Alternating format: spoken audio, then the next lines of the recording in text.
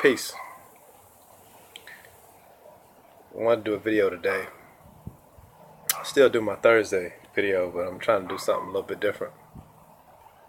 So I want to make some vids that are specifically about some of the works I got. Just a little background to them, maybe. I think that's what I call it. It's just background. So I got these works, and you got the little descriptions on the website and Amazon page and stuff, but it doesn't tell the meaning or the reason for the journey.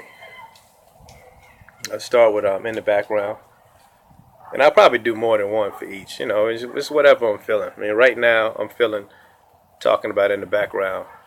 I shared an excerpt last Thursday from In the Background, and I mentioned a piece or a little bit about the narrator.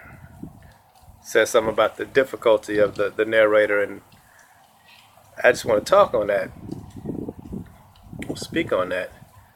The narrator in fiction is your guide through the story. A lot of people see narrators as their friend, or doing things that make the journey as easy as possible.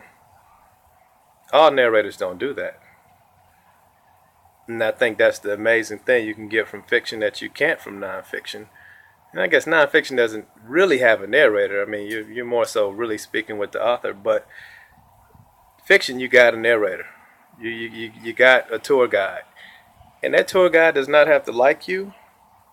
He does not have to be honest with you. And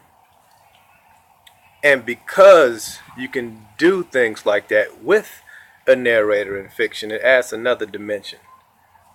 So I mentioned that as I did with the emailer, because the narrator in the background, at least at the beginning, is not your friend. He's not the friend of the reader. He is purposely, he or she, it doesn't have to be a he, purposely making the journey tough at the beginning. Now, as he builds a relationship with the reader and starts to trust the reader, he starts opening up more about what's going on in the story.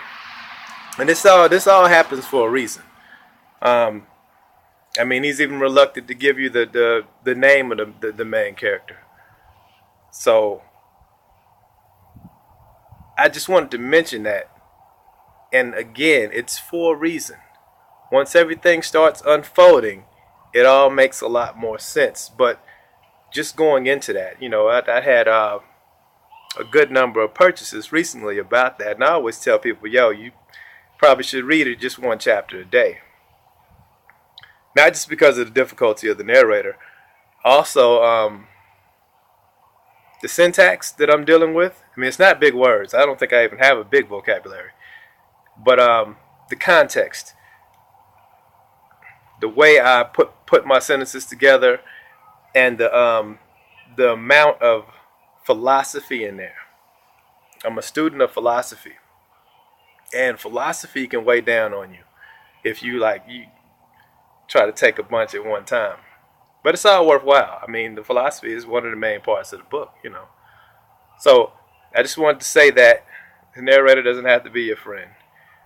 And the book at the beginning, in the background, it has a difficulty, a set difficulty for a reason.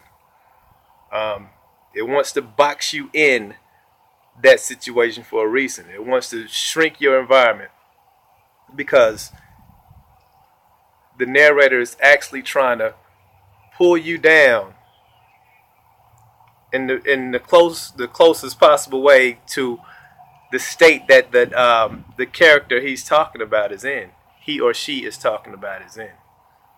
So, as you in that place, you also can experience what liberation that character receives by getting out of that place, should that character get out of it.